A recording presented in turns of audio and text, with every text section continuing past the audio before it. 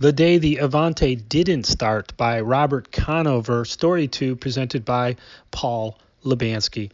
Merrick Hughes stood beside his metallic turquoise Avanti and watched the compact delivery van that read Rod Hod's Auto Parts make its way up the packed earth trail to his woodland lodging of interlocking logs and undersized flagstones.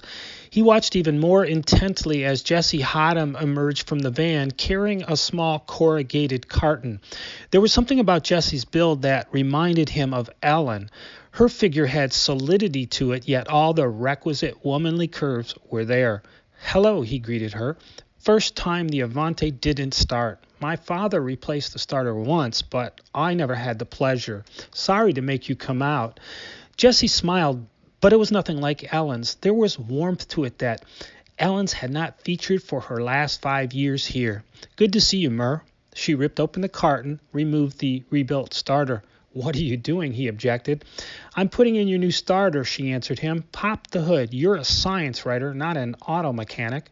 He reached inside the Avanti and pulled the hood release. "I miss Rod to hell, but I thank high heaven he taught me everything a widow flying solo had to know before the Sullivan Brothers funeral home got him." She started removing tools from the pockets of her denim overalls. Everything she needed was on her person. "When you going to sell me this sleek buggy for Little Rod? That boy needs his first car before he needs his first girl." "Ha! Who am I fooling? That boy of yours needs what my dad used to call a jalopy, not a classic sports job like this one." "Ain't a classic unless it starts, Mur," she chortled as she began tinkering underneath the hood. He continued to survey her from this new angle with increasing interest. She paid no mind.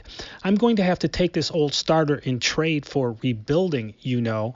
"I understand," he said, finally looking away before. "How much older was Rod than you, Jessie, if I can ask?" "Go ahead, ask." "Rod was 18 years my senior, as they say." "Did you like him like a father?" She looked up from her work, said, "I loved him like a big brother. After cars, he was as helpless as you are replacing the starter."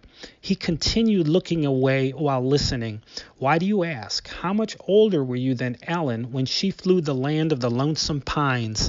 "Lonesome Pine, that's me all right," he laughed. "I was 14 and a half years older, but it was different with us. We couldn't have kids. We didn't know which of us was to blame for that because neither of us wanted to ask the medicos." He added, "She's had 2 babies since then, so I guess that mystery was solved." "I'm sorry." She was back under, the old starter removed, the new one going in. "Nothing to be sorry about," he continued. "At her age, I couldn't blame Ellen. The cozy cocoon could only last so long. I mean, how many nights of stargazing could I expect her to endure? Ellen was a great girl. She just got stuck with a jalopy, that's all." Jessie's head popped up angrily. "What in hell are you talking about? You're the sleek classic that you talked about, so don't go belittling yourself." His reply seemed to ignore her rant completely. "Ever look up at the night sky, Jessie?"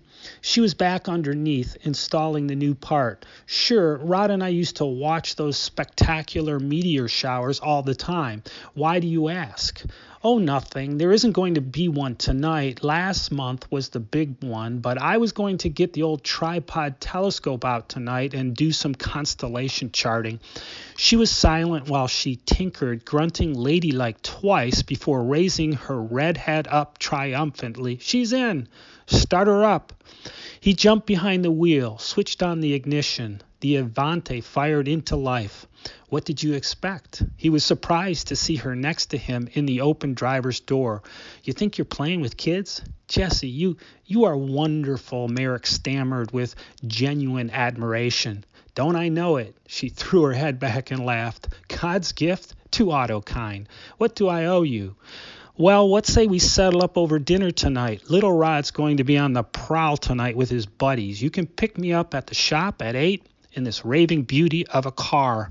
Can we do some stargazing after?" He managed through the blind joy of it all.